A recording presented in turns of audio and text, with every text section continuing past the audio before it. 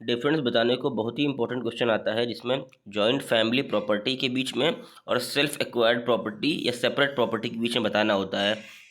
तो ये बहुत ही इजी टॉपिक है कि जान लीजिए जो प्रॉपर्टी होती है हिंदू फैमिली में वो दो तरीके से डिवाइड होती है, यानी दो जगह इसका बंटवारा हुआ होता है। सबसे पहली प्रॉपर्टी जॉइंट फैमिली प्रॉपर्टी होती है, यानी जो जॉइंट फैमिली ने मिल के कमाया होता है उसे बोलते हैं जॉइंट फैमिली प्रॉपर्टी, या कोपार्सनरी प्रॉपर्टी भी बोला जाता है। दूसरा सेपरेट प्रॉपर्टी और सेल्फ एक्वायर्ड प्रॉपर्टी, यानी सेपरेट प्रॉपर्टी यानी उसमें जो अर्निंग की है वो खुद के पैसे से सब अर्न करके प्रॉपर्टी बनाई है, उसको कहते हैं self acquired property.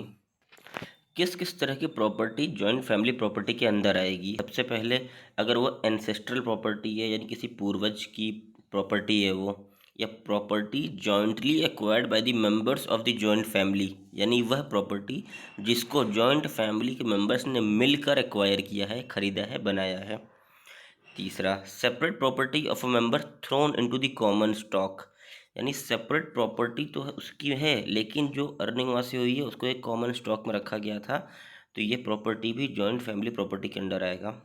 Property acquired by all और any of the coparcener with the aid of the joint family funds, यानी कोई भी ऐसी प्रॉपर्टी जो कोपार्सनर्स के द्वारा या फैमिली की सहायता से प्रॉपर्टी खरीदी गई है उसको कहते हैं joint family funds.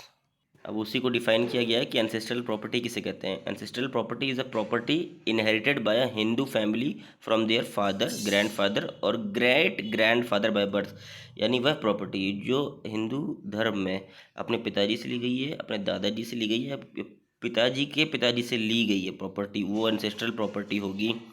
It is undivided property from 4 generation, तो ये जो प्रॉपर्टी है 4 जनरेशन से अनडिवाइडेड हो, यानी बंटवारा नहीं हुआ हो। The right in the ancestral property is by birth not bye death, यानी जो इसमें जो राइट होता है एंसेस्ट्रल प्रॉपर्टी का अधिकार पैदा होते ही आपको मिल जाता है, ना कि किसी के मरने पे आपको मिलेगा। ठीक है, अब देख लीजिए property jointly acquired by the members of the joint family, तो जैसा कि आप सेंटेंस से समझ पा रहे हैं कि जो प्रॉपर्टी कमाई गई है, बनाई गई है, वह jointly acquired by the members of the joint family, उनकी जॉइंट फैमिली में जितने भी मेंबर्स हैं वो सब मिल के बनाए हैं। किस तरह बनाए हैं? कोई बिजनेस करके बनाए हैं प्रॉपर्टी, या कोई प्रोफेशन से, डॉक्टर है, कोई इंजीनियर है, कोई वकील है, या वोकेशन से। When the joint aid of joint family property it becomes joint family, तो यानी वही है कि अब सहायता से जब जॉइंट एड इस्तेमाल किए हो पूरे परिवार का तो वो जॉइंट प्रॉपर्टी के अंडर ही आएगा। Property throne into the common stock, यानी कोई भी को पर्सनल वॉलंटरी सब पैसे को एक्वायर करके एक जगह रखता है, उसके थ्रू से कोई प्रॉपर्टी ली जाती है और सब सारे सारे इसमें जॉइंट फैमिली मेम्बर्स की हिस्सेदारी है उसे। फिर property acquired with the aid of the joint family funds, वही जॉइंट फंड से अगर पैसे इकट्ठे हुए हैं सब तो उसमें आ जाएगा। अब ये हो गया आपका जॉइंट फैमिली प्रॉपर्टी। अब जान लीजिए what is self acquired property और सेपरेट प्रॉपर्टी। जैसे कि नाम से पता चल रहा है कि कोई भी प्रॉपर्टी जो जॉइंट फैमिली से एक्वायर नहीं की गई है, सेल्फ एक्वायर की गई है, खुद कमाई गई है, उसे ही कहते हैं सेपरेट प्रॉपर्टी। कंडीशंस क्या क्या, कुछ शर्तें होती हैं सेल्फ एक्वायर्ड प्रॉपर्टी होने की। The property which a person acquired by his own efforts, नहीं खुद की मेहनत उसने लगाई है, without the help of family member, उसमें किसी फैमिली मेम्बर की किसी तरह की कोई हिस्सेदारी नहीं है।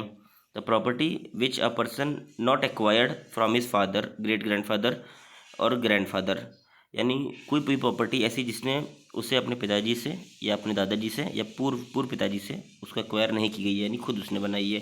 The property which is acquired by way of gift by the father to the daughter in marriage, अगर पिताजी ने कोई भी ज़मीन प्रॉपर्टी अपनी बेटी को गिफ्ट में दी है शादी के दौरान तो वो हो जाएगी separate property. The property which a person acquired after the partition of joint family, joint family में जो प्रॉपर्टी का पार्टीशन होता है वो अगर हो चुका है उसके बाद कोई प्रॉपर्टी बना रहा है कोई इंडिविजुअल तो वह सेपरेट प्रॉपर्टी के अंडर आएगा। The property which is acquired और इनहेरिटेड बाय लीगल एयर और बाय वे ऑफ विल या थ्रू अ गिफ्ट डीड, या किसी ने जैसे किसी को गिफ्ट डीड दे दिया है कहते हुए प्रॉपर्टी तुम ले लो 3 बीघा, ये गिफ्ट है, तो ये गिफ्ट डीड के अंदर जो भी प्रॉपर्टीज़ आएगी या किसी में विल में लिख दी गई है लीगल विल में, तो ये सब प्रॉपर्टी आएगी सेपरेट प्रॉपर्टी के अंदर। यानी self acquired property. The property when a person acquired from his own income and source, अगर वह खुद का इनकम यूज़ कर रहा है और खुद के रिसोर्सेस हैं उसके जिसके थ्रू वो प्रॉपर्टी बना रहा है, ना कि वो जॉइंट फैमिली की मदद से बना रहा है, तो वो क्या आ जाएगी, वो सेपरेट प्रॉपर्टी कहलाएगी और सेल्फ एक्वायर्ड प्रॉपर्टी।